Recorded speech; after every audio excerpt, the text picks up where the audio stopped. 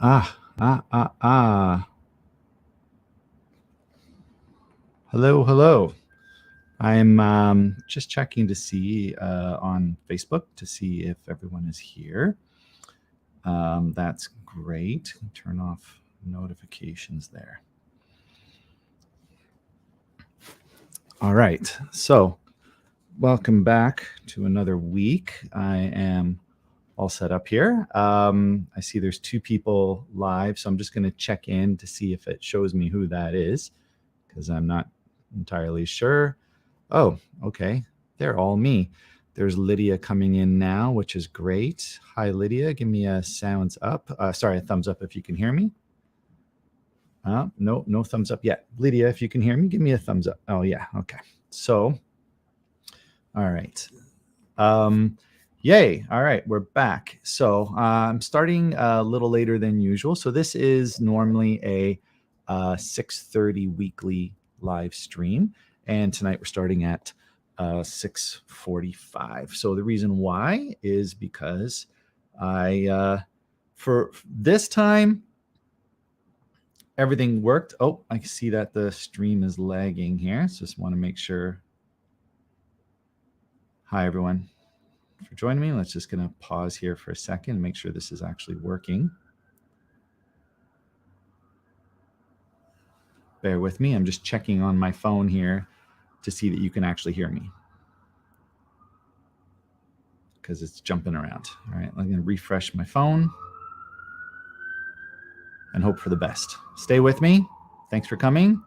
Some people are just getting notified, I guess, that I'm live, and they come in and like look at me and then leave. So I'm just waiting to see if I can get my phone to work here.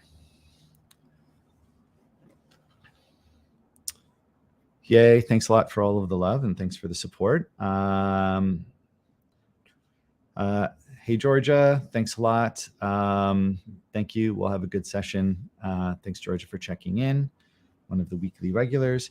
I will say it's kind of odd to me that there's so much lagginess to it. So I'm going to kick my phone off of the internet and see if that makes any kind of difference. And again, I just don't want to get into content, which I'm ready to do right now, but I don't want to get into content and then have the actual content be like literally cut off. Because of a bad connection or something. Yeah. So, but again, Lydia, do you mind if I put you on the screen and say hi to Leota just so I can see that this is working? Is that okay? Yeah? Okay. Let's see if we can hear you. Let's put you on the screen. Okay. We're going to add you in. Hi. Hey, Leota. How are you? Look at my mommy and me. Yes. I'm so happy to have you guys here. Yeah. And both of us are wearing the same thing. Yeah, Leota put on some makeup today. Wow. How does that make you feel, Leota? Do you like it? Yeah. Yeah. Wow, that's exciting. You look great. And I hope you feel great too. What does your t-shirt say? Oh, show them your t-shirt. Every day is Catter Day. Every day is Catter Day. I love it. Because it kind of looks black. All right. Well, you guys are obviously hearing me well enough. On my screen, I'm kind of jittery and whatnot. So I'm just going to have to trust that it's going to work okay. Because we got some good content and I'd love to make sure that people are helped by this. So, Bye. okay, we'll see you later. Okay. Bye, Leota. Bye, Lydia. Bye. All right. So.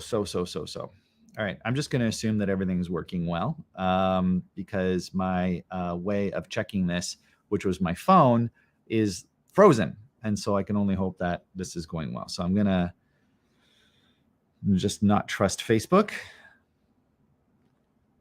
I'm going to just not trust Facebook and what it's showing me and just assume that it's completely broken right now and not working. All right. So off with Facebook's head on my phone right now. Okay, so this week we're going to be talking about not that. That was last week. Let's hide that one. Let's go into my other set. What is self-esteem? There we go. There we go. Let's make that happen. Let's make that happen. So,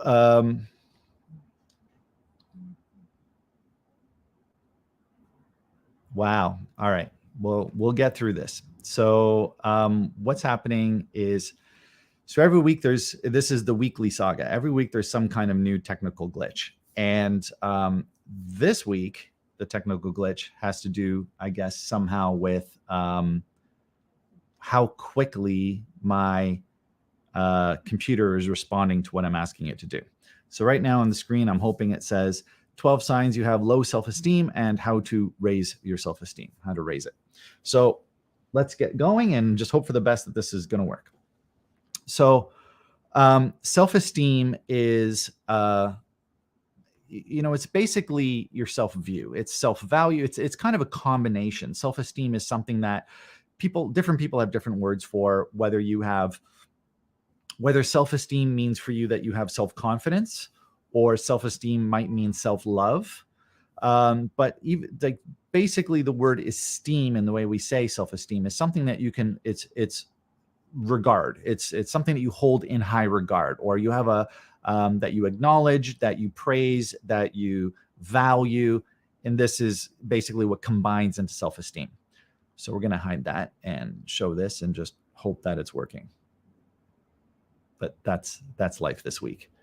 There it is. Because what's happening is what's showing on my screen is about 15 seconds behind what's showing on your screen. And that's kind of tripping me up because I'm talking 15 seconds in the past with the way this is working. But we're going to get through it this week. Okay.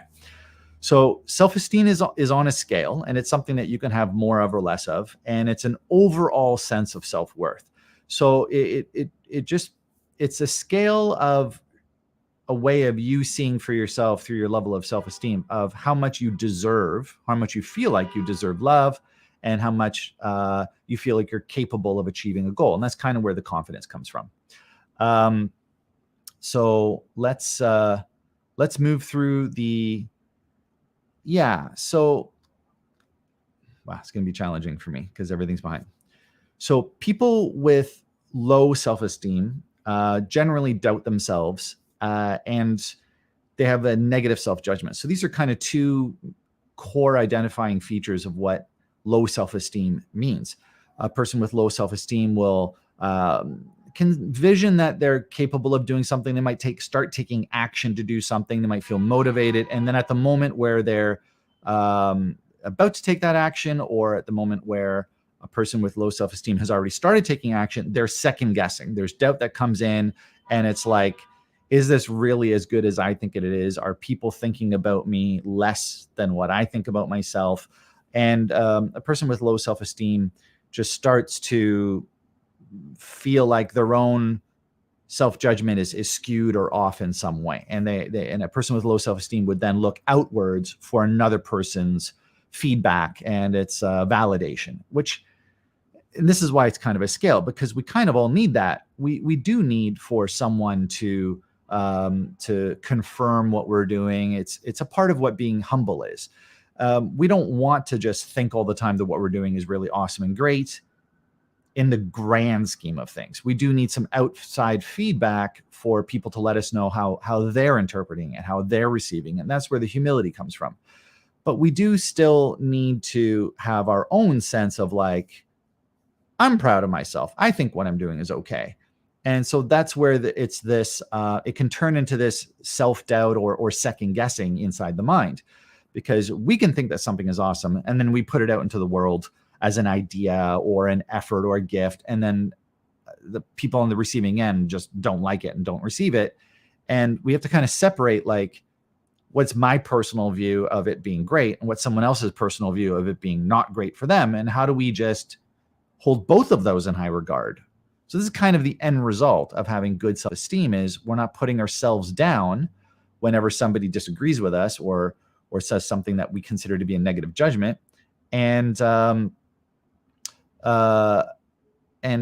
the same time, we're willing to, we can still have pride and some self-love if somebody doesn't agree with us. And at the same time, still be open to hearing that opposite opinion. So on the screen here, it says a person with low self-esteem also makes excessive effort to please others. We call that people pleasing. So they can earn and then deserve positive praise, feedback, and ultimately acceptance. And we'll talk about how that's a bit of a scale, right? Because there's that external validation that we do need if we're doing it for others. But then there's also like, well, I'm happy with it, and it's okay that you're not happy with it, but how do we have a bit of both? And I think good self-esteem results in a person genuinely feeling like they can feel safe to hear someone else's feedback, and they can feel safe for that external feedback to be opposite to their own. And a person with good self-esteem can actually then use that external feedback as a way of understanding their internal scale. Okay, so let's call it that. I just want to give a shout out to our weekly Jennifer Goldup, who's checking in. Jen's in California this week, long haul trucker from Canada. And for anybody who hasn't heard her name before, and she's in a time zone thing. So I guess I don't know the time zone difference in California, but I do still appreciate, Jen, that you're checking in and saying hi, and big shout out and wave to Jennifer driving around North America. So let's get rid of that banner there. And I have to wait my 10 seconds to see it show up on the screen, on my screen that I'm using. So if you do have low self-esteem, it can result in experience. So you may not even think you have low self-esteem, but if you have kind of a combination of this list, it might mean that you do have self-esteem. So low self-esteem, and this is based on studies and results. So this, I'm not writing this out of a personal opinion. This is a list that I found online of a study.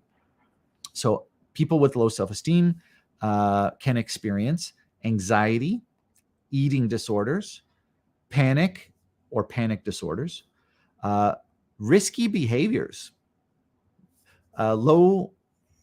social anxiety, and substance abuse, stress, and emotional distress. The interesting thing is each and every one of those is also on its own scale and is its own topic. I mean, the cause of an eating disorder isn't low self-esteem, but you might know that you have low self-esteem if you have some kind of combination of these things. If you have only anxiety, it may not mean you have low self-esteem, but there are things in low self-esteem that could actually help with anxiety and vice versa. So self-esteem is kind of a very subjective topic. And I think that that's what the main focus is going to be towards the end of tonight's session. So there is a difference between esteem and self-esteem. So, and obviously it just basically esteem is external and self-esteem is internal.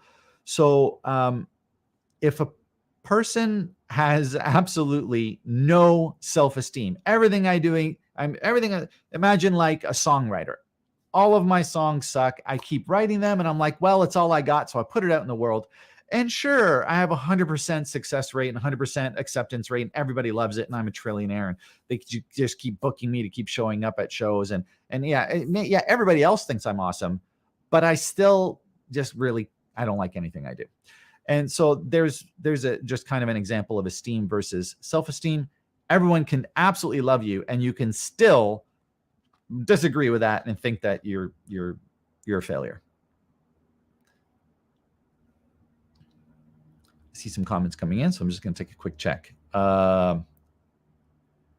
There's a quick question. I want to put that in because we're going to get right into like 12 signs that you have low self-esteem. So I'm going to put up a comment from Georgia. Georgia is somebody I've known for a while now, and is somebody that is hoping to increase her good sleep habits. I think that's a public comment you can see in Facebook, so I felt like I could share that. So can poor sleeping habits result in low self-esteem? So believe it or not, it was actually on the list of possible causes of low self-esteem, which is actually also in the list of possible causes of depression and just generally feeling low. Poor eating habits. So you are what you eat. If you are draining your energy and lowering your dopamine and serotonin, oxytocin, if you're just lowering all of your brain chemicals that have to do with pleasure, drive, desire, hope, if you just reduce all of those from not getting enough sleep, from eating bad food, excessive alcohol, avoiding people, just like avoiding going out into happy situations, being too much of a hermit. These are things that will result in chemical imbalances that then could result in feeling just low emotionally, which then could result in blaming yourself. That's when it becomes low self-esteem. Once you actually say I'm not good enough, I'll never be able to win, or people will never think that what I'm doing is good. Self-esteem is really a scale of judgment. Okay. But if you're up for 5 days straight and you're working your butt off, or if you're under an immense amount of stress because of a deadline, or if people are generally actually, if your boss really just isn't really happy with your work, those are actually very normal things, which don't necessarily mean you're going to develop or have low self-esteem. There are other things. So self-esteem, to remember, is on a scale, and it's a scale of external versus internal praise and acceptance. Do I like what I did? Do they like what I did? Do I like that they like or not like what I did? Do I care if they think that I like it? It's all very, very subjective. So self-esteem is something that a person can have a very high amount of and never earned it. And that's where this becomes kind of tricky. But the thing that causes this trickiness is also the thing that causes its solution.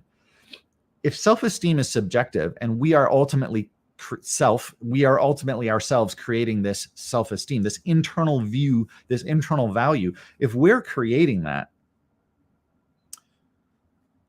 well, if we have a low amount of it, then we can make choices to raise it, even if other people aren't.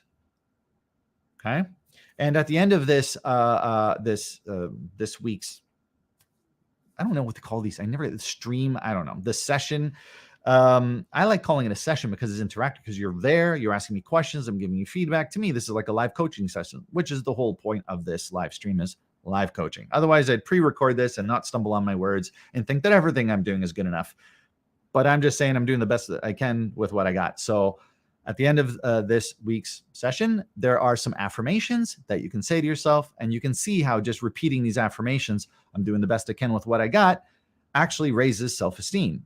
It avoids, if anything, lowering self-esteem by avoiding judging the quality of what I'm doing and just giving myself the benefit of the doubt. So we're going to end with some affirmations that will aim to raise your subjective level of self-esteem. Okay. That's really the kind of,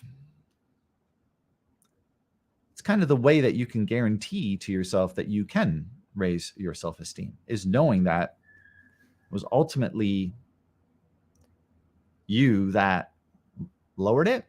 Otherwise, the word self wouldn't be in front of it. It would just be esteem. We don't have control over esteem, but we do have control over self-esteem. So let's find out how. All right, 12, we're doing this again. 12 signs that you may have low self-esteem, and after those 12, what you can do about it. Let's go. So, I didn't number these. I meant to number these. 1, because I'm going to lose track of them myself, but let's go. So I put these in my personal perspective. This is my personal view, my personal belief through experience.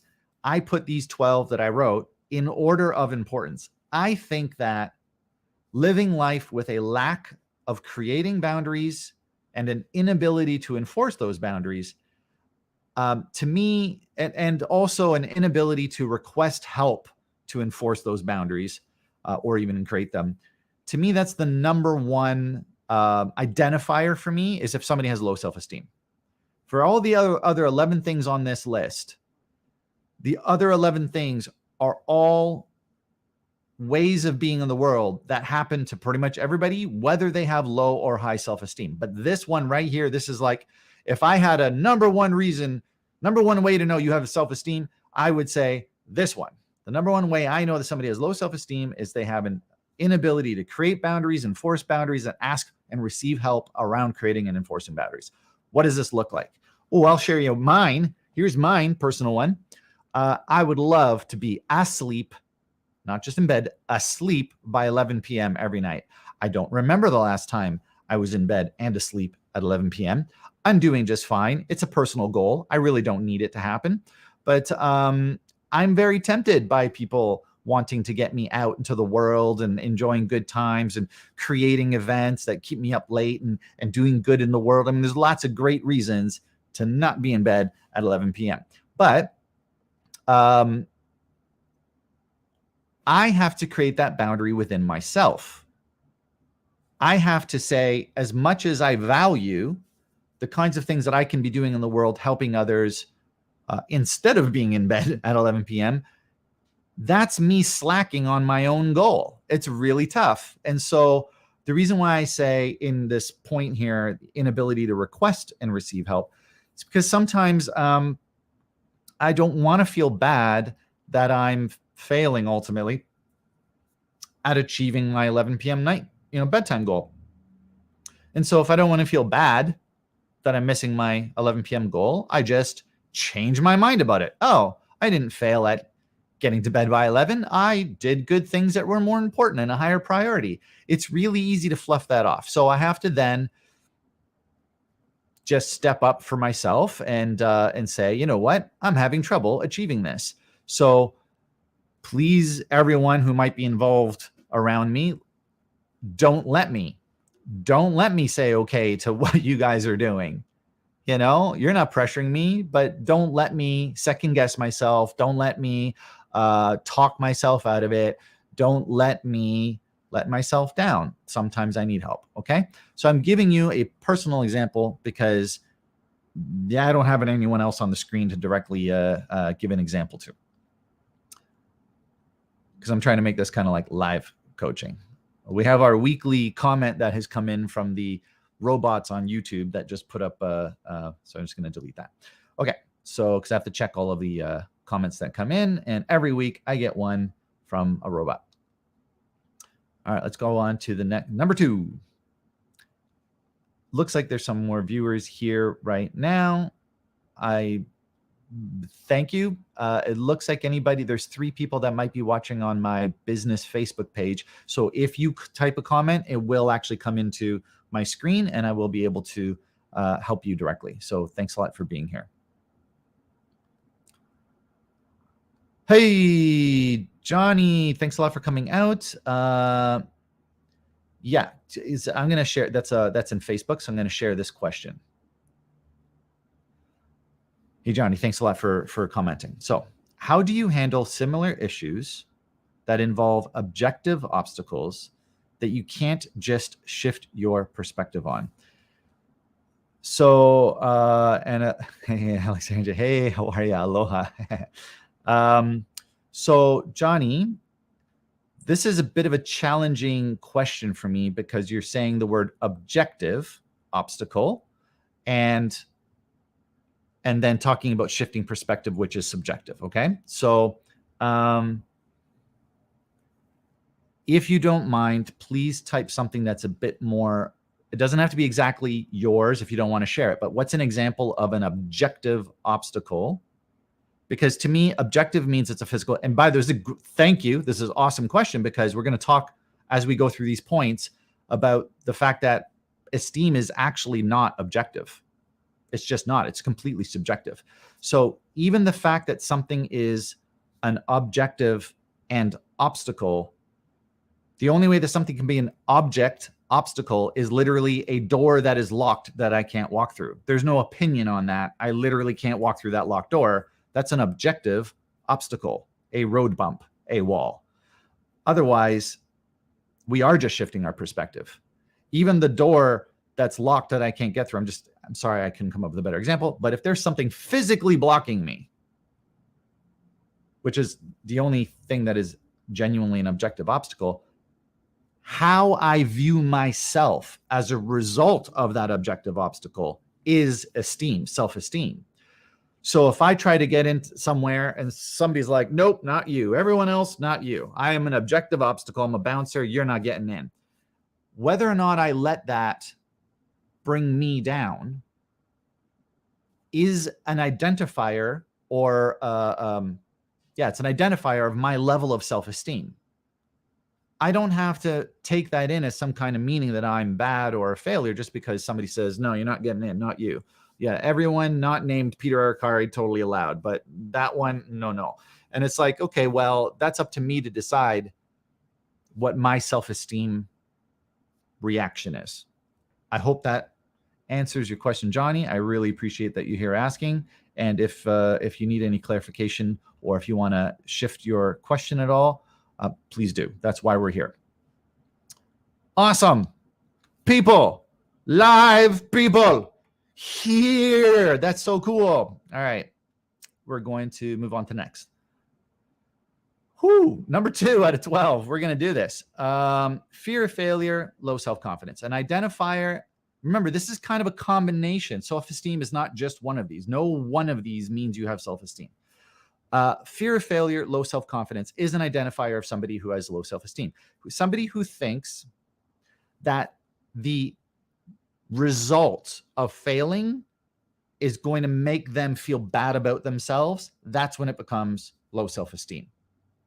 And a person who has ability to succeed, but still feels that even though they have the ability to succeed, some harm or some bad is going to come out of it. Somebody's going to judge them badly, or they're not going to feel good about themselves. This is all what self-esteem looks like. So this is one of the identifiers in that way. Another comment coming in. I'm going to take just check comments at every one of these 12 so that it's kind of like little breaks between each point.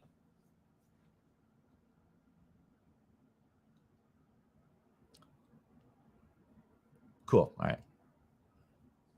Johnny's just saying thanks. Thanks. You're welcome. All right, let's move on to number 3. So an identifier of somebody has low self-esteem is fear of rejection, being judged instead of understood and accepted. So an example, fear of rejection, which would stop somebody from feeling like they have good self-value,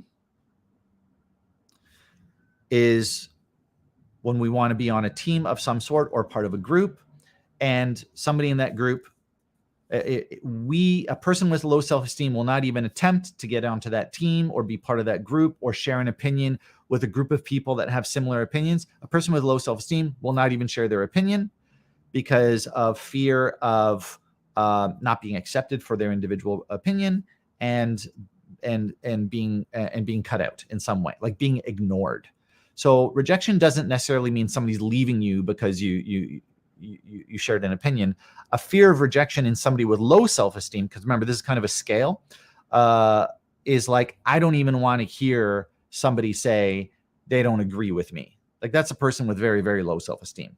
And a person who has a fear of that level of just not being acknowledged or being rejected in some way, if they don't speak up at all out of the fear of that rejection, that for that person with low self-esteem, it would make them fear that they're going to feel worse about themselves. So that's the identifier of low self-esteem. Because of the way this app is set up, I have to keep switching back and forth.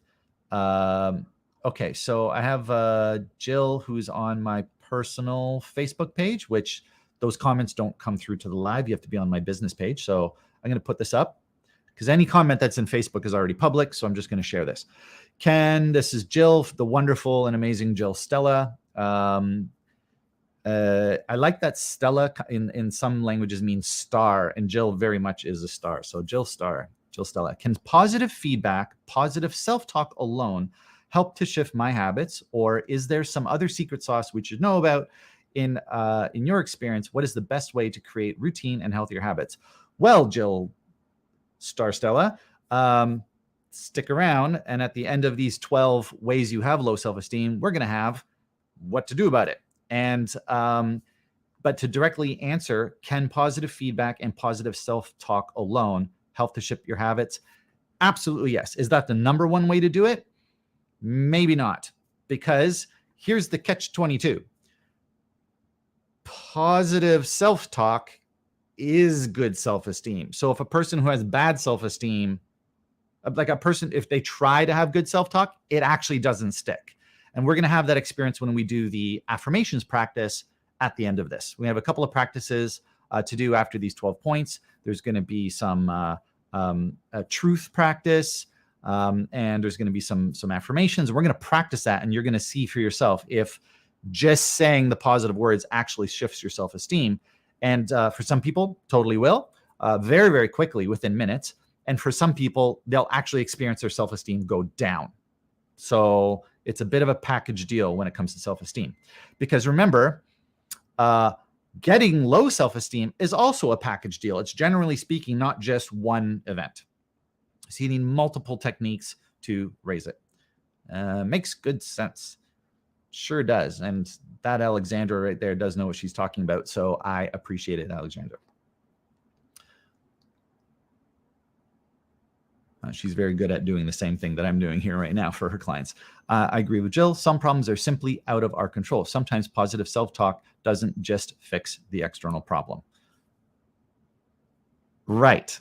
Guess what? That's going to be probably like my next point. Let's see. Stick with me. Stay tuned. Oh.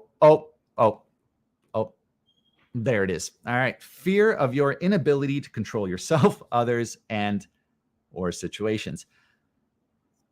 This is like the greatest benefit and challenge of having these specific people in my field of connections, because y'all are actually very aware, enlightened, educated, and capable people.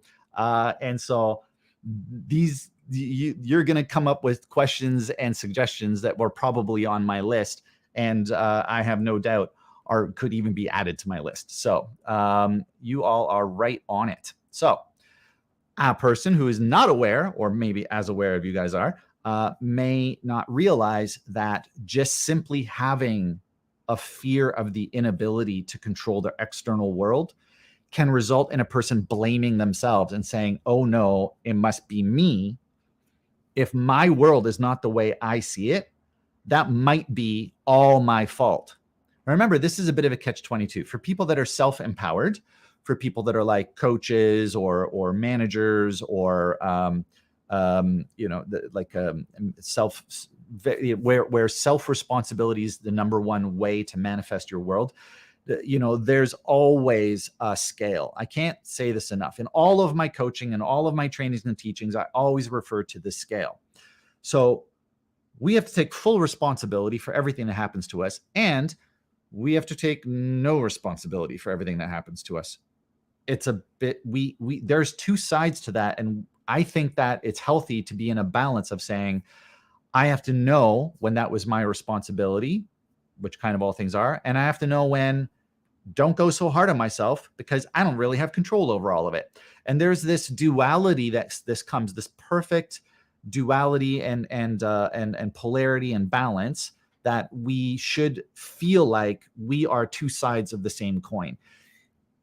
Yeah, I would love to know what my role is in controlling my outside world, these objective obstacles. I want to know what's my responsibility. What is my control? And I accept that with confidence, with esteem. And I'm not going to be so hard on myself for when I can't control those things. What's my half? What's not my half? That's healthy self-esteem. Okay. So just having that perspective, and to speak to Jill, even just this one line is actually enough to completely cure somebody's self-esteem issues. Just this one line, just understanding that they're putting way too much responsibility on themselves. Sometimes that's enough. It's not even positive feedback or self-talk. It's actually too much pressure and responsibility. Off to the comments. Staying tuned. Yay. Thanks, brother. We're with you. Love your examples. Just saying, go, go, go. Leave it to the uber positive life coaches to be like, go, go, go. All right. Thanks, Alexandra. Thanks, everyone. Thank you. All right. On to next.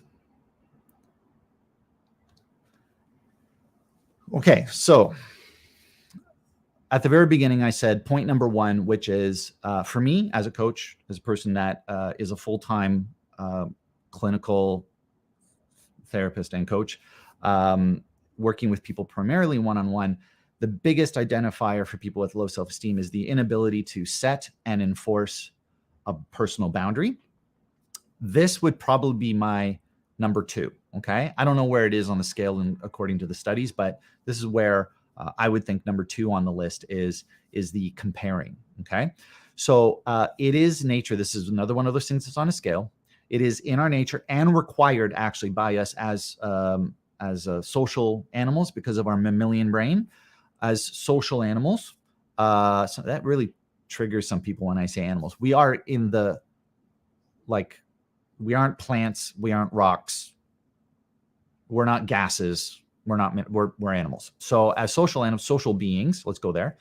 As social beings, we actually require, our brain is physically wired to require output and input. So we make an offer, we get feedback, we rewire based on our pain versus pleasure, positive versus negative internal representation, and then we shift according to our internal subjective pain versus pleasure internal representation, to throw out all of the NLP words. And when we are doing it excessively, I'm just realizing I'm 15 seconds behind, so I have no idea where my finger is on this list, somewhere over there. When we're excessively comparing ourselves, and when the results are predominantly negative self-view from the comparing, those two are the identifier of low self-esteem, okay? Excessively comparing, that could be other things, not necessarily, there's confidence that isn't necessarily low self-esteem. So people can excessively compare due to actually just being uneducated. If I have no idea what I'm doing when I'm in a sculpting class and I'm like trying to sculpt something, I have no idea if that's good or bad unless I look around the room repeatedly and go like, am I on the right track? Am I doing the right thing? It's not about negative self-judgment. It's about maybe from my perspective in that situation, it might be just from wanting to know more. Okay. So it's really excessively comparing, but mostly resulting in, oh, damn, my thing sucks. Well, look at how great those people are. I mean, I could look at anybody. If I have super low self-esteem, I'll be like, well, it doesn't really matter what I do, because even if everyone tells me that mine's the best, now I just feel bad that everyone's turning against me now. Like they're all going to think that I'm arrogant, or they're going to this is going to somehow cause them to reject me because they think I'm trying too hard or something. It's always going to come into some kind of negative self judgment or self-view. That's where it becomes low self-esteem, or an identifier of low self-esteem. Okay, no comments coming in after that one, so we'll keep rolling. Should have numbered these. No idea what number I'm on. Okay.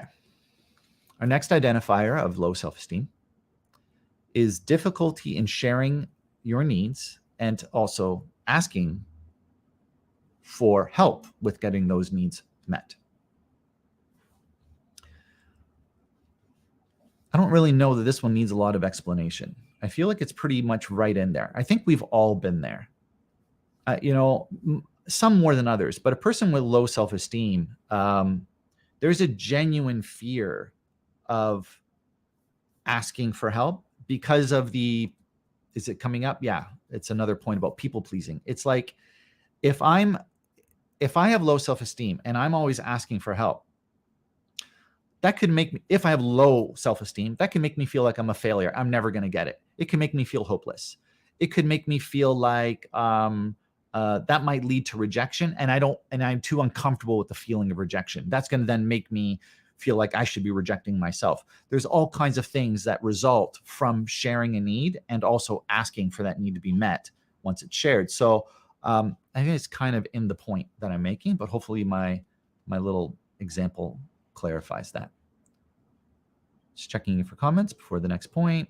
Yep. Cool. Really? Was that was the one I just did 5 then, Alex? All right. Moving on to 5 or 6. Yeah, this is a really good one. Okay. So this is an official, this particular one's officially off of like a study. I make sure that I always check my content because I have my personal experiences, my personal views. I also have the views of my clients, but I always go online before I present this to you guys to make sure that I have some kind of study that I can refer to. And doubting your decisions and second guessing is an identifier in the package of identifiers of low self-esteem, because we're all right. We're all valid when we doubt or second guess our decisions if we don't have enough life experience to really stand behind it. I think it's normal, but I think that we should see this as being like, what ratio? How many times do I second guess the same thing? Because that's going to be the identifier on if I have low self-esteem.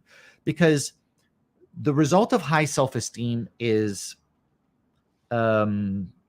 it's like a validation, self-validating, self-praise. I've done that a few times. I've failed at it a few times, but I kept going. And now I can see that I'm getting better and better, and I'm starting to build trust. That's good self-esteem. That's staying with it. That's seeing that there's benefit over time. But if we just continuously second guess and continuously self-doubt, that's an identifier of a person with low self-esteem. Okay. So I hope that that clarifies that point.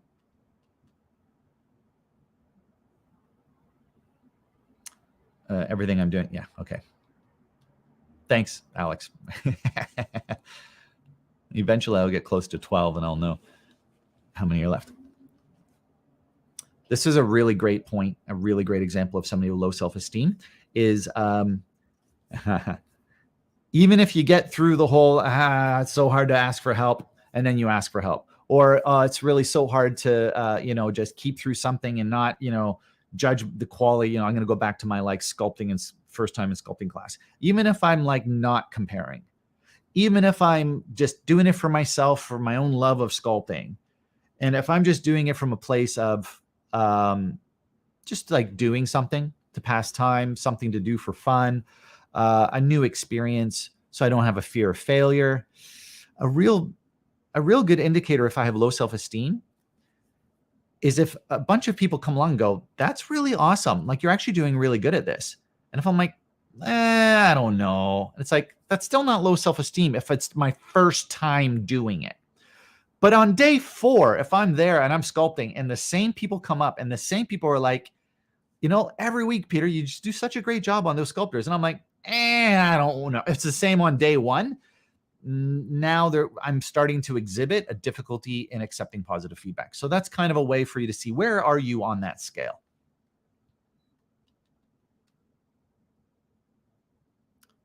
Everything's 15 seconds. That's awesome, Alex. All right.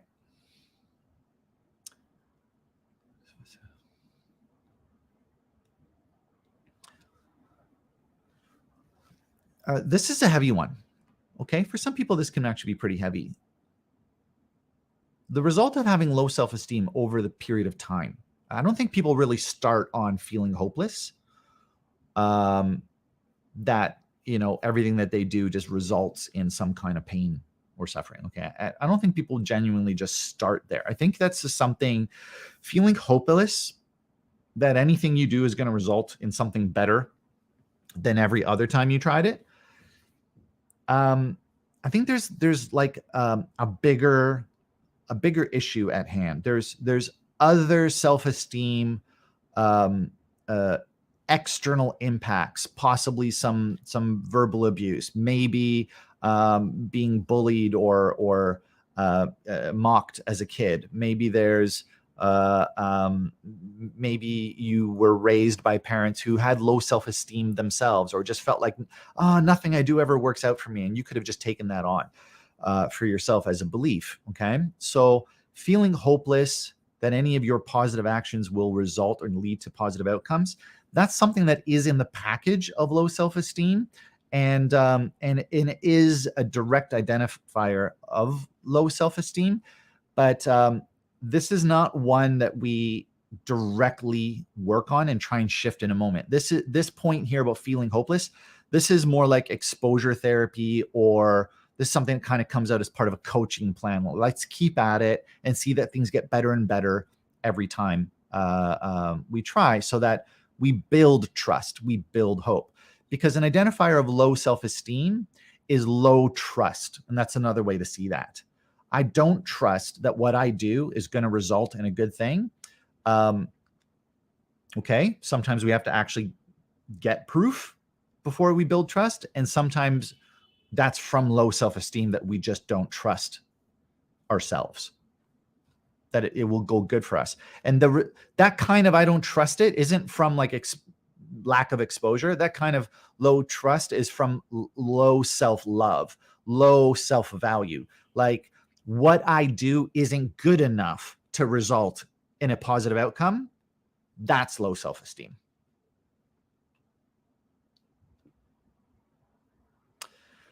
Although this is live, everyone, because some people like take notes while we talk, this immediately goes up as a replay. So it's permanent content in case you ever want to come back. And I put these points up on the screen because it's easy to scan through and see the words than it is to try and find what I'm talking about in an hour and 20-minute live. I think I'm pretty guilty of this one. Just for the record, I didn't do the whole like, I'm just like you thing. I have experienced every single one of these. I mean, low self-esteem for me has been right up there on the list of the result of my like childhood traumas has definitely been low self-esteem. And I'm gonna be honest with you, I had no idea. Anybody would even call it low self-esteem. I went through each and every one of these 12 as individual, how do we say it? Like challenges. I didn't even know they were even connected. I really worked on this one, self-sabotage. Why do I keep getting in my own way? And I actually could teach self-sabotage as its own course, but it's actually more helpful. Each and every one of these 12, we overcome these 12 much faster when we realize that there's interlocking web of causes that create this package effect of low self-esteem. So self-sabotaging, I hope that was poetic and artistic in the way I said it. So self-sabotage is kind of in that realm of the previous point, that a person with low self-esteem just feels like everything I do is not really good enough. I don't really value it. So it's not really going to go well because I'm just not good enough anyway. And so as soon as we get some kind of hope, as soon as we start to grow out of that thought habit and we do start believing in what we're creating, our old habit and our physical brain wiring of self-doubt is what causes us to self-sabotage. And that there's a million ways where self-sabotage actually happens. And it's either covert, or I don't know what the opposite of something vert. There's a co and some other vert that's really obvious. So I'm just blanking on it. So let's see if somebody puts that up. Anyway, so there's a very like conscious and subconscious way that we self-sabotage. And sometimes when it's very, very subconscious, we actually think that the self-sabotage is overt. Yes. If I knew that if anybody was going to put that on there, it was Alexandra, and I just assumed it was coming, so I didn't directly ask you for it, but thanks. I knew it was in there somewhere. Literally, how did covert not make me think of overt? It's one letter off. They even rhyme. Anyway, covert and overt. So when we're overtly self-sabotaging, it's really obvious. You're going to hear it come out something like, hey, everyone, I got a great idea. We should do this. Ha, ha, ha. No, just kidding. JK. I was just saying that. That's a very overt self-sabotage, okay? Covert self-sabotage is more like, I wrote this is I think I've probably actually done this. I did something I'm actually really proud of. I stayed up all night and I worked on this project, and I'm actually feeling pretty good about this. I actually think that my teacher is going to see this project that I worked. I'm referring to high school. I'd say probably grade 9. Yeah, definitely grade 9. And like I did a great job on some kind of English project, and I'm thinking I'm actually like I think I figured this out. I'm going to do really well. And we print it out, and before handing it in, it falls out of my slightly left open backpack, lands in like a puddle of water, smears the words, and it's like I can't hand it in. I can't be judged on it. And it's like that is a very subconscious and very covert way of self-sabotaging, because it looks like a series of external events, but I'm the one who put it in my bag. I'm the one who chose not to zip it up all the way. I'm the one who chose to not pay attention to where it was or come up with a backup plan or bring to, like, I didn't overtly make sure there was success. This is kind of a challenging example of a covert self-sabotage.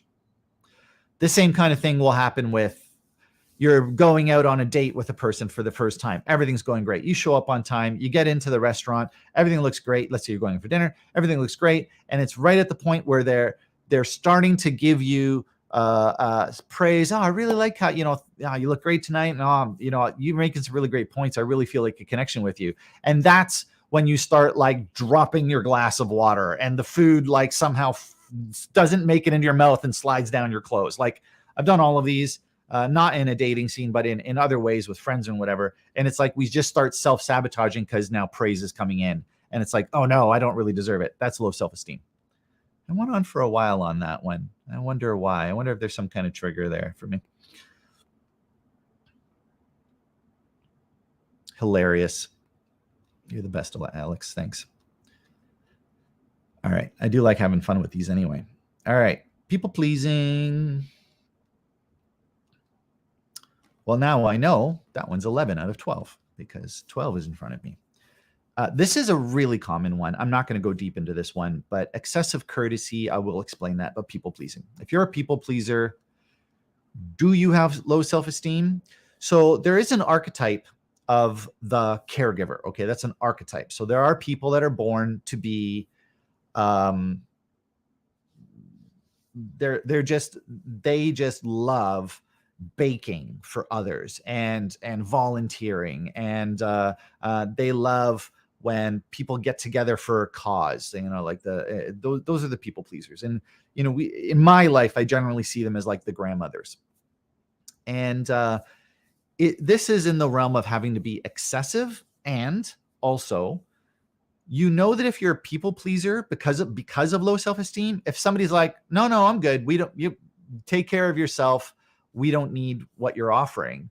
A person with low self-esteem will have the result of feeling rejected, having have negative self-view. They might cycle on a negative thought, or they might be like ruminating, ruminating, questioning what was the meaning? Why did they put that down? Is everything else I'm doing not accepted? Are they just being nice to me and that's why they're taking my gifts?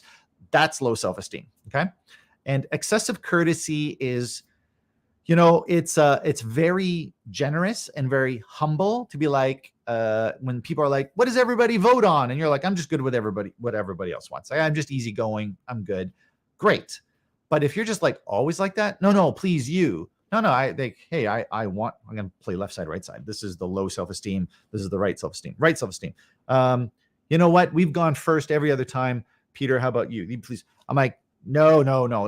I really love it when you all go first, but we've all gone first already. Why don't you go first? It's your turn.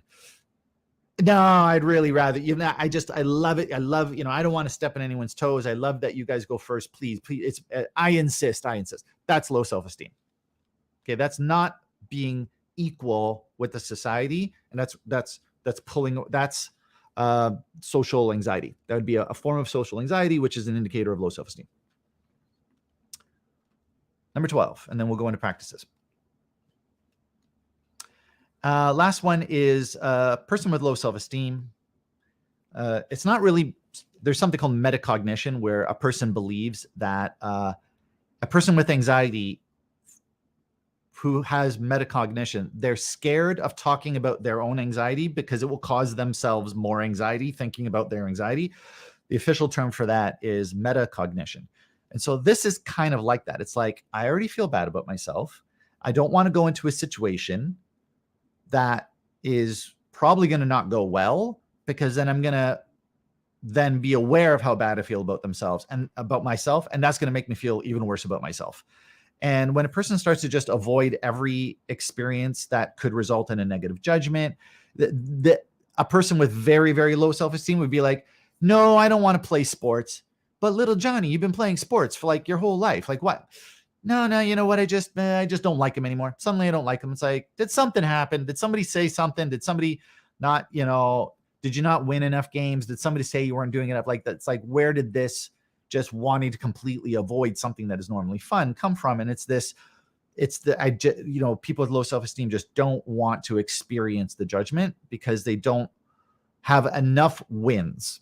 So I think this is where the whole concept of giving like awards for participating came from. It's like if a kid is always fourth place and there's no award for that, most people who are not rewarded just will stop showing up. And it's like everybody needs some kind of validation. Everybody deserves some kind of validation. And I think that the world is set up as a major competitive arena, really. So many of the things that we do are competitive, like your side, my side, and the whole like vax and anti-vax is just the latest example of it.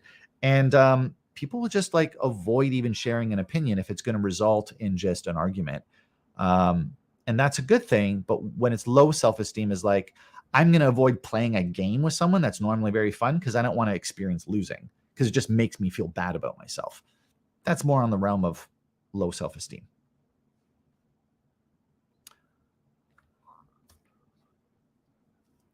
Okay, so this is a private comment, so I'm not going to say who wrote it unless she says I have permission.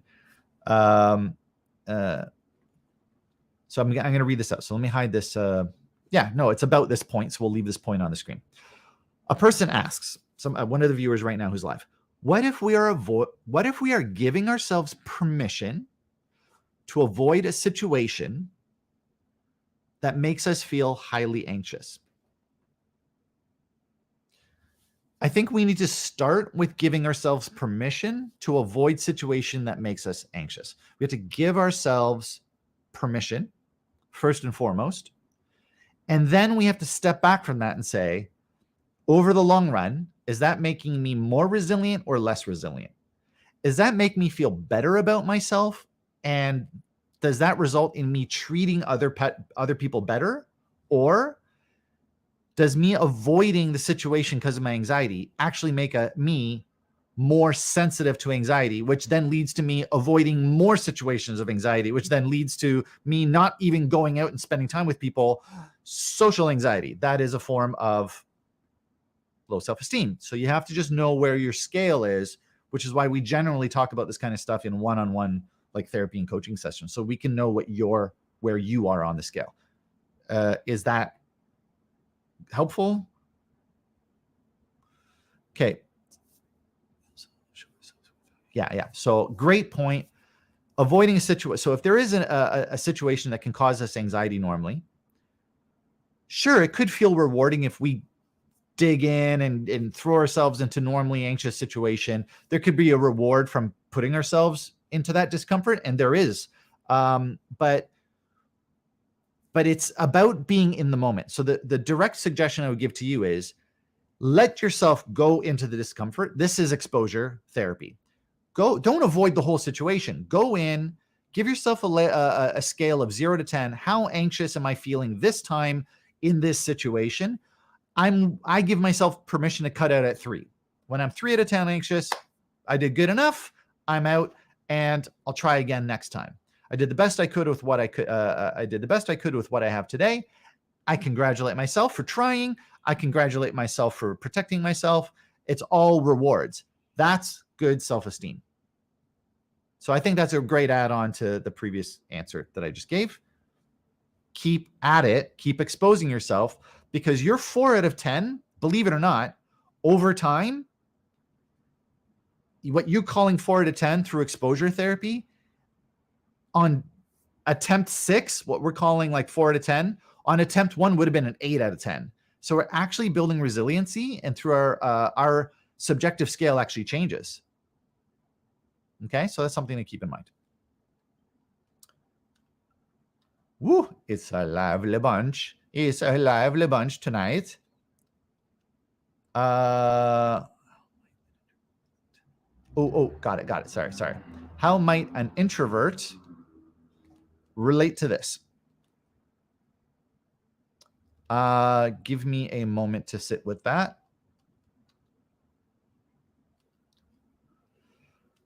Alexandra, Alex, you're saying this, and because I'm in live answering multiple people's questions and making comments as I go, I have to make an assumption over what thing I was saying when you said this.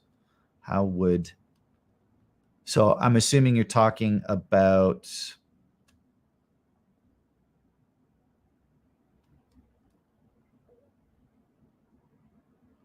I'm going to find my where am I thing. Avoiding situations. So how would an introvert do this? Okay. So in the same way I just gave the example of going into a situation and then giving yourself permission to remove yourself from that situation once it reaches a threshold of discomfort, which is directly, this is exposure therapy. Number one way to get over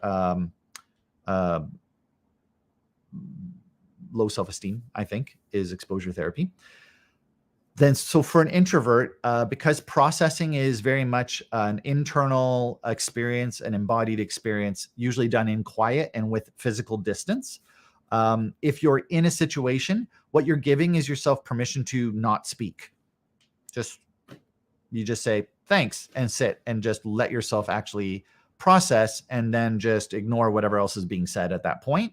You give yourself permissions to leave a conversation, let's say at a party, and just go sit somewhere quiet or take a walk outside. You give yourself permission to take breaks is really the direct answer. As an introvert, you need the separation. I'm not saying you, an introvert needs distance, time, space. I'm relating this to number 12, which is on the screen right now. So, and it's about the concept of, I want to go and allow myself to experience discomfort.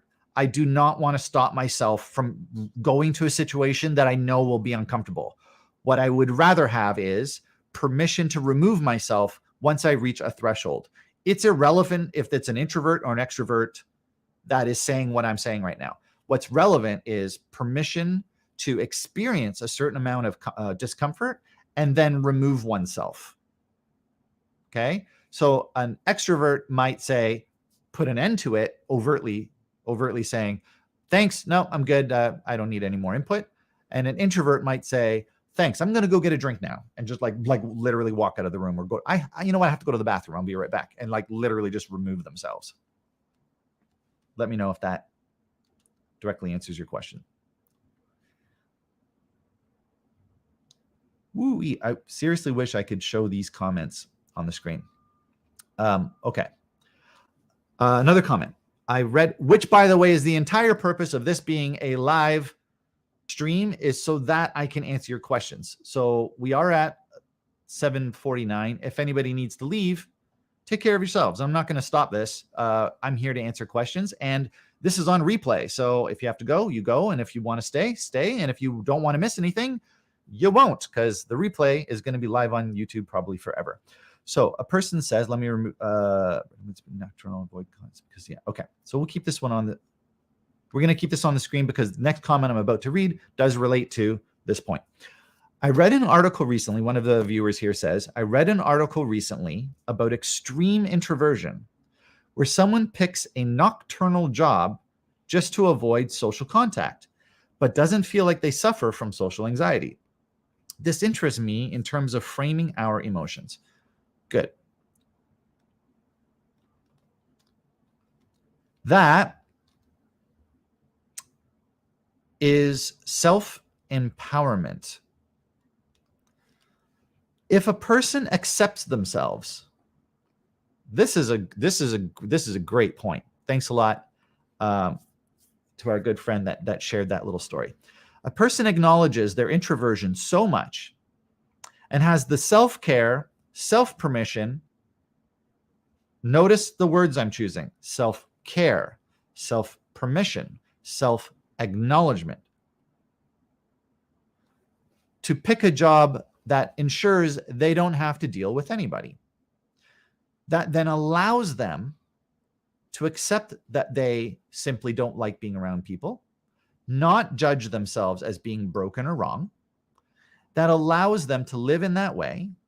Is that good self-esteem? Because it's all those other things I said. So where it becomes good self-esteem is when a person says, I am an introvert. I actually love my quiet time. I chose to pick a job where I don't see other people because I love what I do with my time during my nocturnal job, to quote, where I don't have to talk to anybody. I love myself for that. I love what I do in that time. I love the way I am. I love that I can get that. I love that I can find that is available to me in the world. Good self-esteem.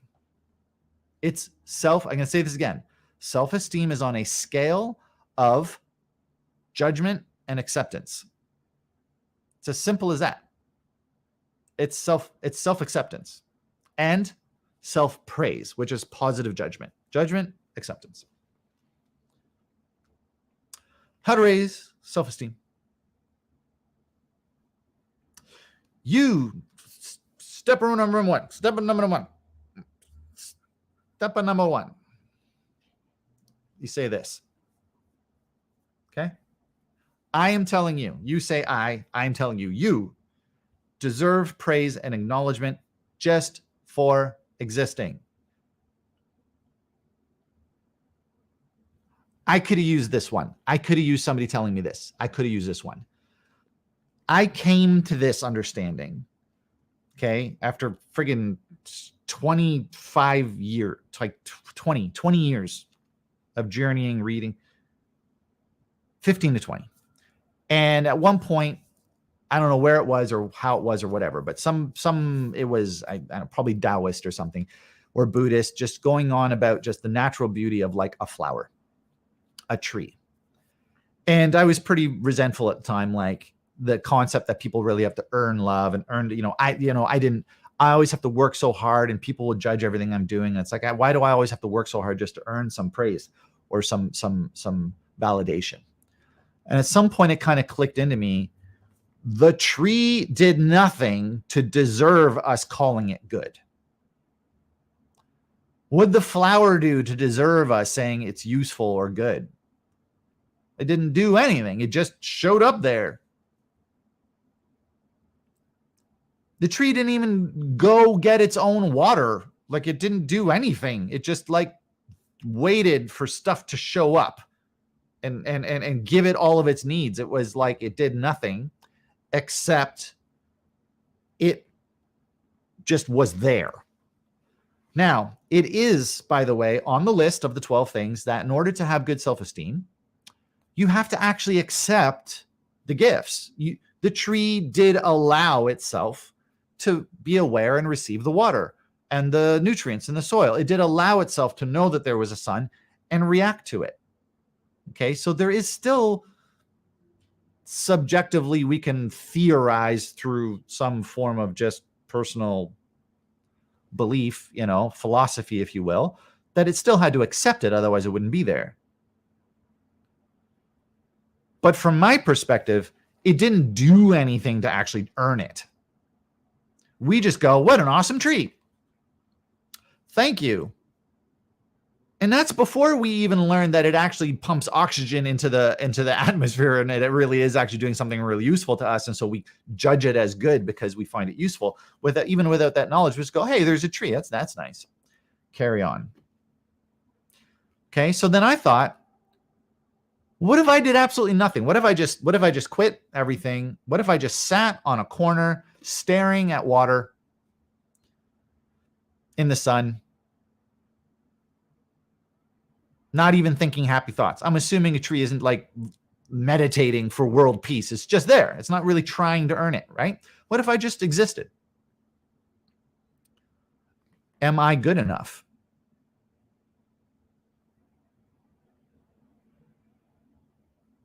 Am I good enough? Is that good enough? And that's when it genuinely dawned on me, well, that's for me to decide, isn't it? Do I think that's good enough? Well, then it is.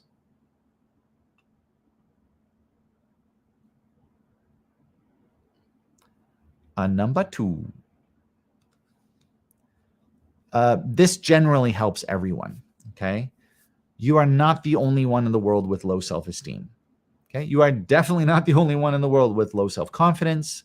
You are not the only one in the world that second guesses, self-doubts, judges yourself too harshly every now and then. This is normal. It's extremely common. And everybody that you think is bulletproof, has great confidence, at some point, every one of them went through something like this. They all had to grow through this fear of rejection. Okay, because like all kids have a fear. It's a natural born fear that we have as social beings. Okay, so just remember this. Go easy on yourself, because what you generally see is the result of somebody putting aside their low self-esteem or swallowing and going for it. Like the courage that you end up seeing is usually immediately after experiencing the same thing you're experiencing. They just went one step further and showed up. Okay. So just see that as being the inspiration there. Don't look at them as, oh, that person inspires me because they're always confident. Wrong. No, not always confident. We say that person inspires me because they're just as effing scared as I am, but they showed up. Okay. I want to show up too.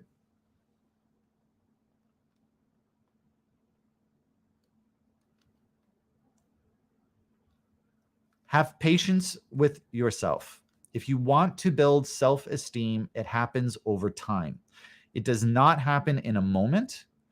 One of the things that creates low self-esteem, that you can get over in a moment, actually. It's sometimes it's just some education and you could just snap out of it. But your body does kind of require proof, internal and external proof sometimes when it comes to self-esteem. And it does take time to build the pattern of good self-esteem. So it is a habit that you form. In order to raise your self-esteem, understand that esteem, which is like a high regard. It's a very specific word, esteem. It's to hold in high regard is what esteem is. Self-esteem is to hold yourself in high regard with humility, of course, not with any form of arrogance or egotism. So it is a scale of objective to subjective, witness versus interpretation. So there are times where we might feel like, to speak to Johnny's point about what do we do when there's an objective obstruction that our opinion doesn't really change? Of course, we can't change that it physically exists as an obstruction, but we totally have control over our reaction, our perspective, our self-view because of it. What's the meaning of it? What is that inspiring me to do? What am I capable of because that objective obstruction is there? That's where it becomes subjective. And if we witness without judging challenges, if we call them for what they are and remove the judgment, that is a person telling me that what I did is terrible. That's a person speaking these words, that's terrible. That's all it is words. What I choose to do with that is going to give some kind of hint over to what level of self-esteem I have. If I choose to have high self-esteem, then I'm going to say, thank you for your feedback. I will check in to see if I'm witnessing that I feel the same way before I create that interpretation, before I create that judgment too. It's all a suggestion. And we have control over the subjective portion of that judgment scale and objective portion of the judgment scale. Hopefully what I just said is clear enough.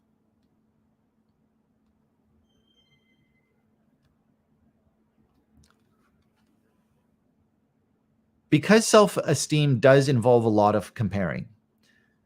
Low self-esteem, the comparing, which is totally normal, as I said earlier, tends to result in a negative self-judgment. The result is, after comparing, oh, I shouldn't even bother. I'm never as good as them. They're way better than me. How about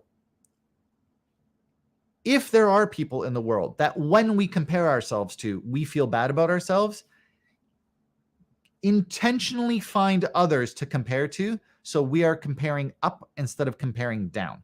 So what that means is we can find things or people that when we compare ourselves to, we're doing it with the intention of finding people that we can relate to, that's more equal on our scale.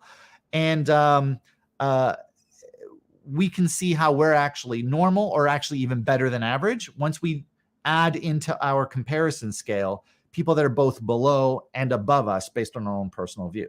So it is important to note that it is a point of perspective of where you're putting yourself on a scale. A low self-esteem person starts with saying, I'm 0 out of 10. Look at all the 10 out of 10 people. So pause. I'm 5 out of 10. There's people worse than me. There's people better than me. Good self-esteem. Okay. High self-esteem. If I just cut off all the people that I'm not aspiring to be, I'm 10 out of 10 out of everyone I choose to compare below me. We can actually adjust where we are on the comparison scale literally by just choosing who we're comparing ourselves to.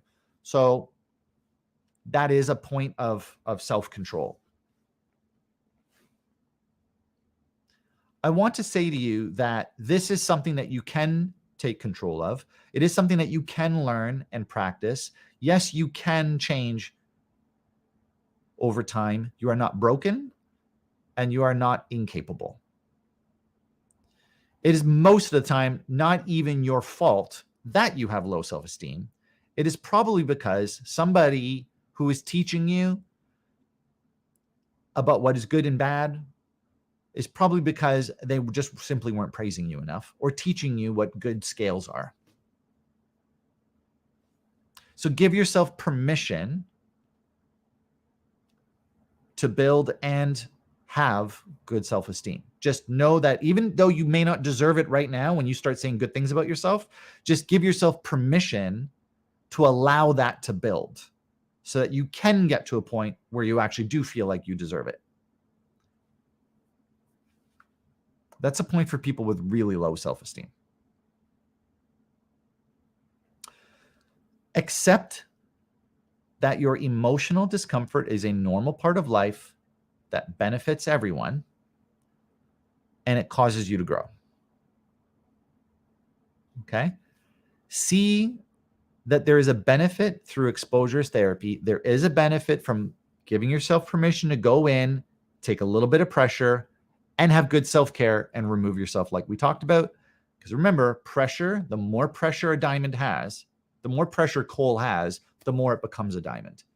It requires, some things just require pressure to get hard, but continuing that to become shiny. And people cut out when it's too hard and it's too early. Now you're just a hard lump of coal. You got to keep on going sometimes, but until you become shiny and clear-minded enough with diamond clarity. Oh, I get it. That was actually all me doing it to myself. Okay? And now you're unbreakable, like a diamond. Ooh, not that. We're going to do this one. That's out of order. Remove resources of negative judgment or things that cause you to have negative judgment. I am realizing that I really booked this list of content. And I have another 20 minutes left. Bear with me.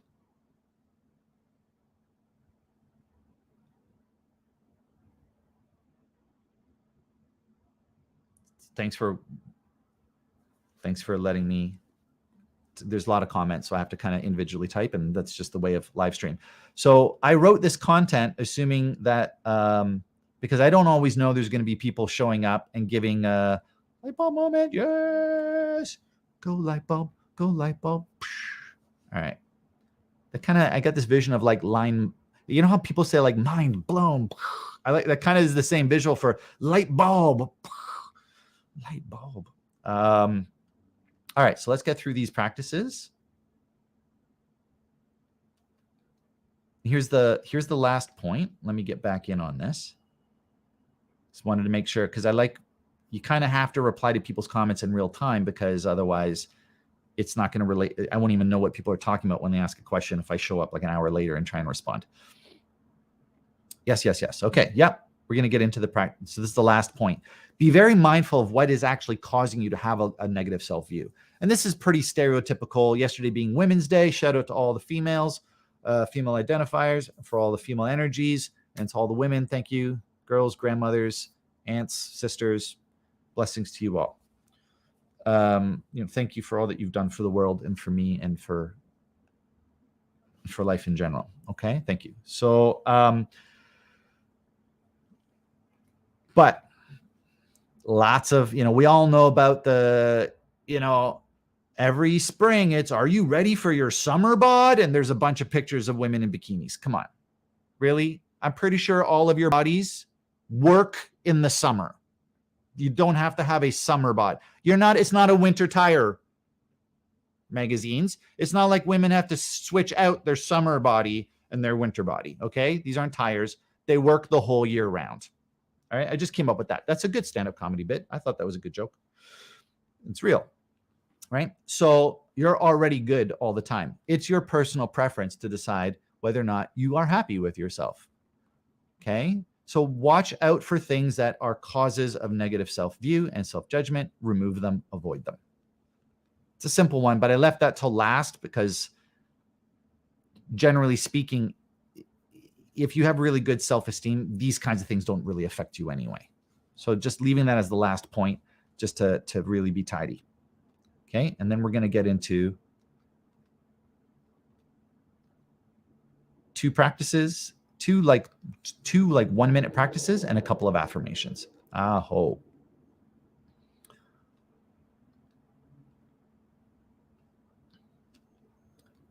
Here we go.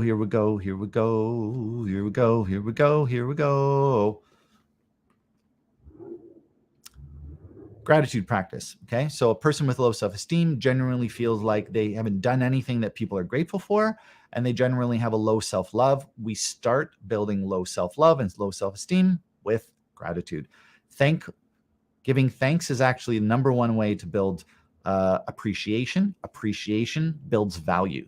We only value what we appreciate. We appreciate what we give thanks for. Hence, gratitude practice. Okay, that's the logic there. So you can do this every day. You can do it as a meditation, but I recommend that if you choose to do this as a daily practice, pick the same time every day. If you're going to do a daily practice, make sure it's the same time, because that will build a habit in your brain. If it's at the same time, your brain will expect that you're going to do the gratitude practice. This is the greatest power of a daily practice, is the repetition. List 5 things that someone or something in the world has done for you. This will help you to see that you are receiving and that you are deserving of receiving, and that things are actually giving to you. And the more gratitude that you have for things being done for you or given to you, the more open you are to receiving, because receiving things is hard for people with low self-esteem. And list 5 things that you are thankful for doing, giving, taking action on. I'm really grateful that I got up on time today. I'm really grateful that I am doing this practice every day. Start there. I'm grateful that I see that I can get better. Anything that you're grateful for. If you can list different 5 things that something has come in for you, and something that you have done for yourself or others, if you can list a different 5 things every day for 20 days straight, you will have a list of 100 and 100 things that you can receive and give to yourself and others. Okay, it's practice number 1. Practice number 2.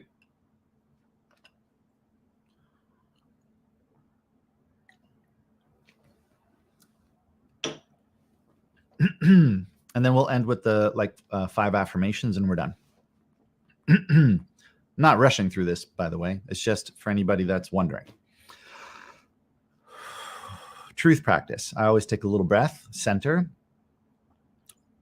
What does a full body yes or a full body no feel like?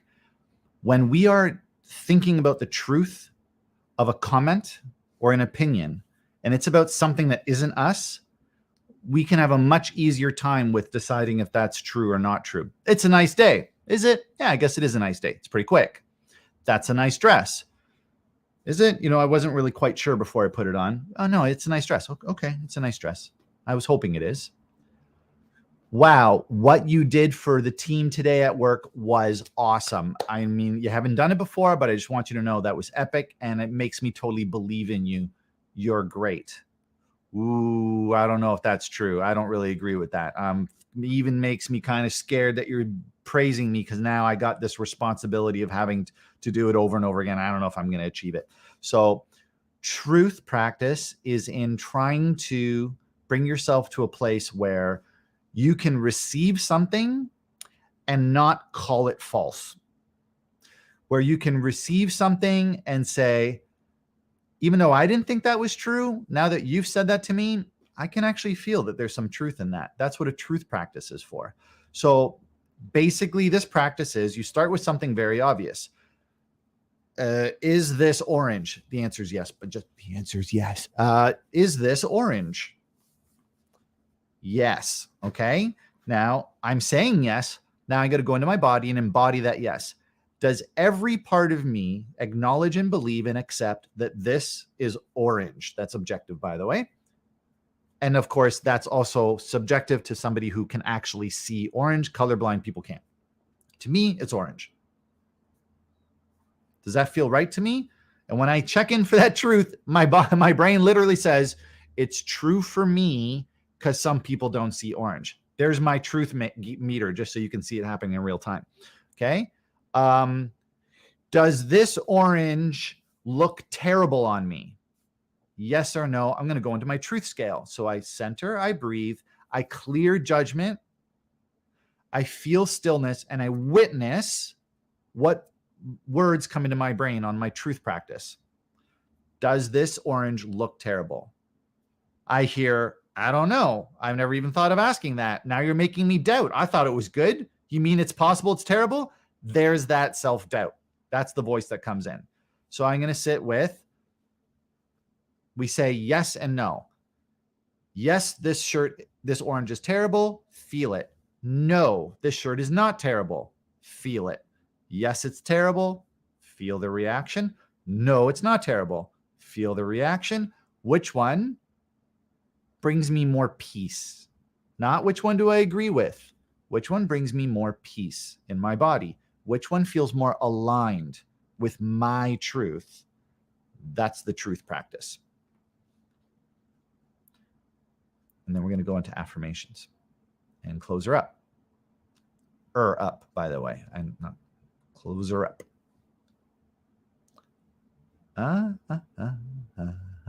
Yes, like a discernment practice. That's right. It's the truth practice is a discernment practice. And there is, so I just want to make a point about this. Because I did a very long study on, is this showing up? Remember, it's all like 10 seconds behind for me. I can't tell. There it is. So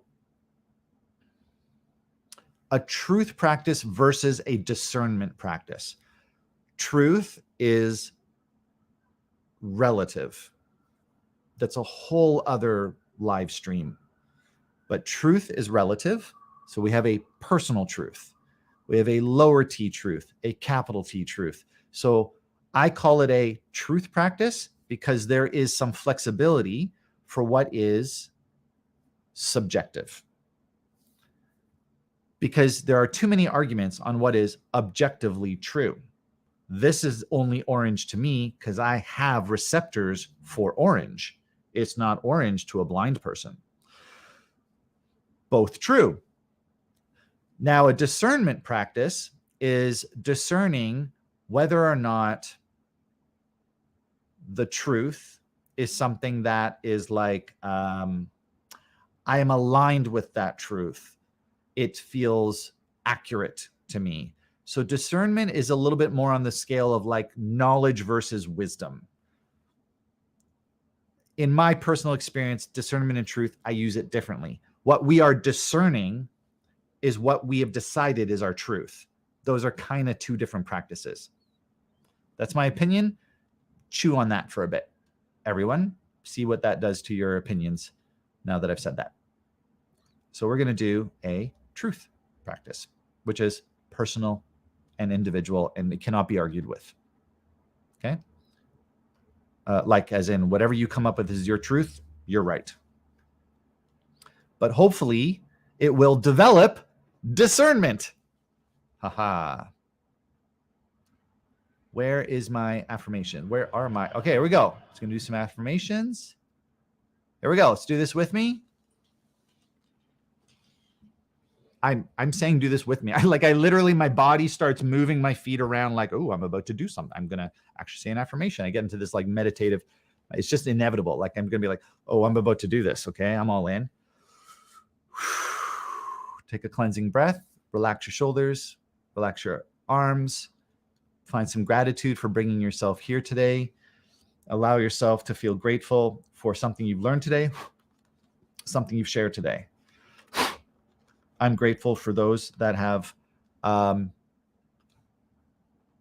felt brave and open enough to share and to participate. And I'm very, very, that honors me and also brings me a lot of joy. And I hope goes on to help all those that watch this replay from now on. May we do good things with our words. I hope. All right, here we go. I lost my affirmations thing by accident okay, here we go. I'm going to say each and every one of these, and I'm not going to pause. I'm going to go through these maybe like 8. And we're going to do that kind of full body. Like I'm going to try and feel in my body the truth. I'm going to try and create the sense of truth within me when I say this. That's the purpose of an affirmation. The first time I say it, my body might be like, that doesn't feel right to me. I don't feel like that's true. Maybe it's not true that day. That's why it's not a discernment practice. But the point of these is to practice saying them over and over again to see if they shift our experience so that it becomes true. This is the answer to Jill Stella's question. Can positive reinforcement over time actually build self-confidence? Well, here we go. Let's do it and let's see.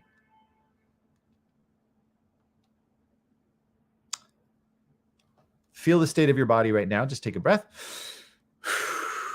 Make sure your exhale is longer than your inhale. Say to yourself, relax, and allow your body to relax however it needs to.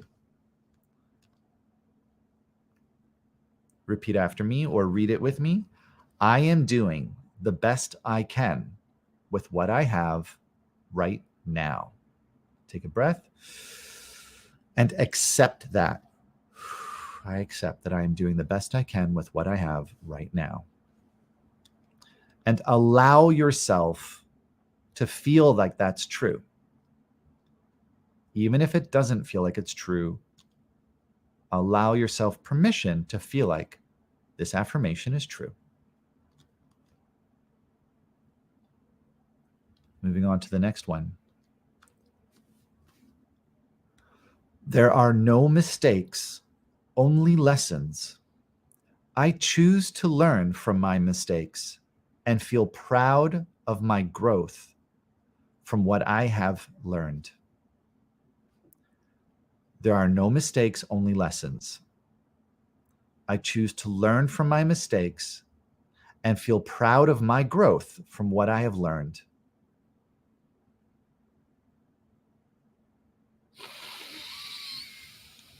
And I give myself permission to accept that as truth and to align to that.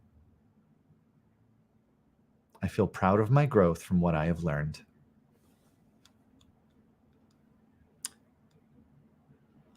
Next one. I give myself permission to be proud of myself even when no one else is.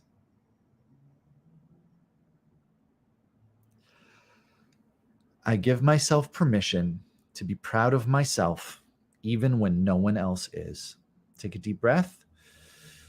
Allow yourself permission to believe that's true, to try it on, to feel how that feels. Does that bring you peace? Next one. I am getting better every day.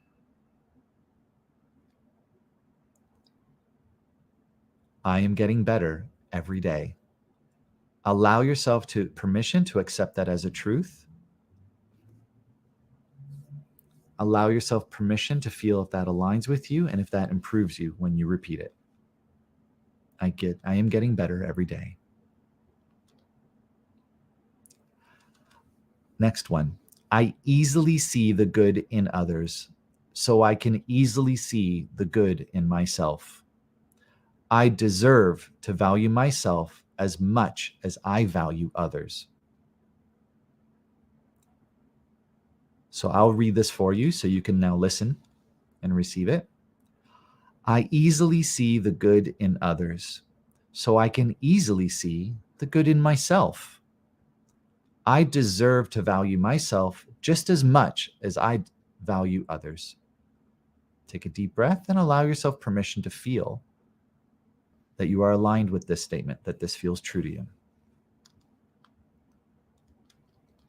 2 more.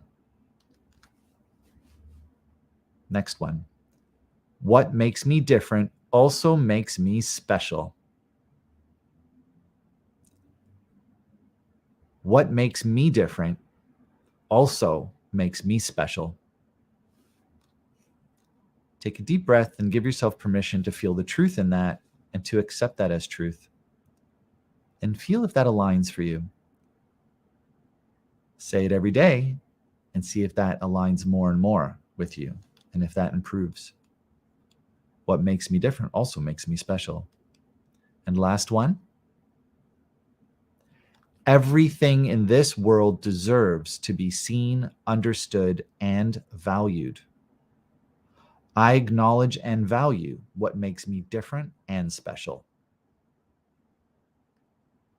I'll read this so you can receive it. Everything in this world deserves to be seen, understood, and valued. I acknowledge and value what makes me different and special. Take a deep breath. Allow yourself permission to try this on as truth. Notice what would feel different in you if this was very true for you. Everything in this world deserves to be seen, understood, and valued. I acknowledge and value what makes me different and special.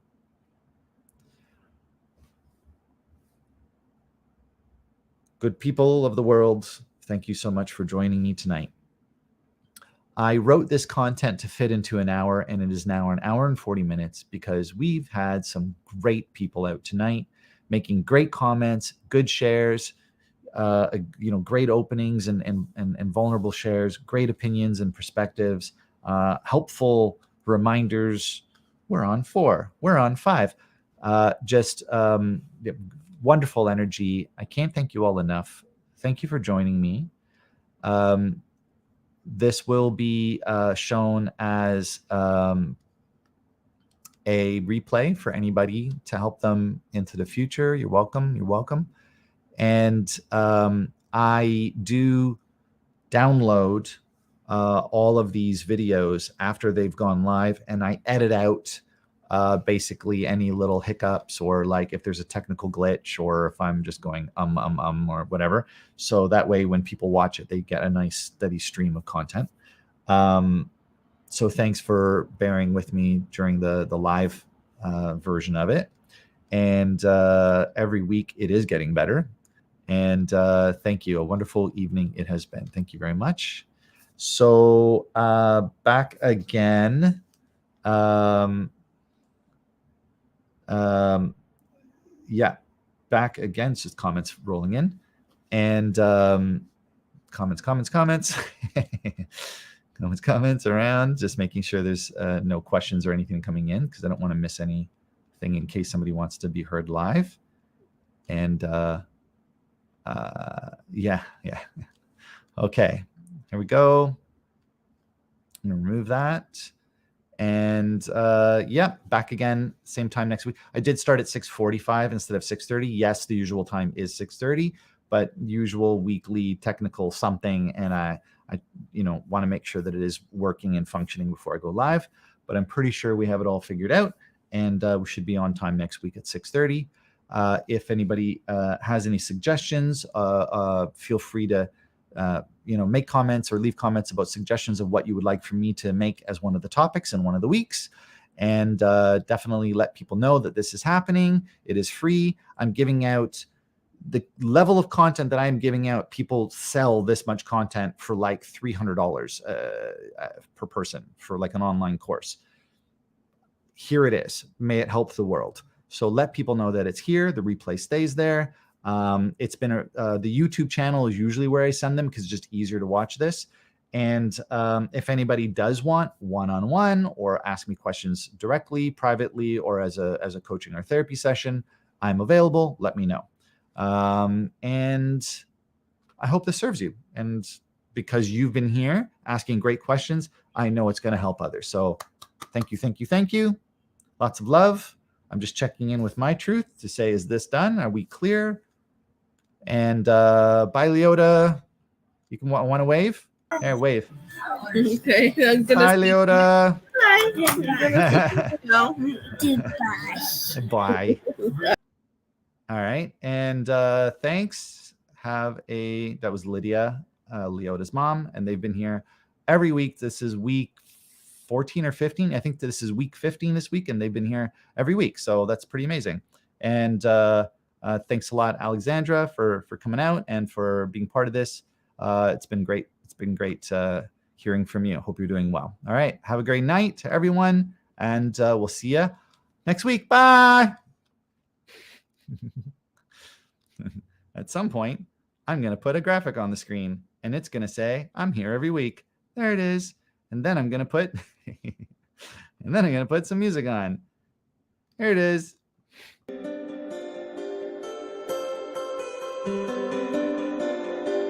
Bye.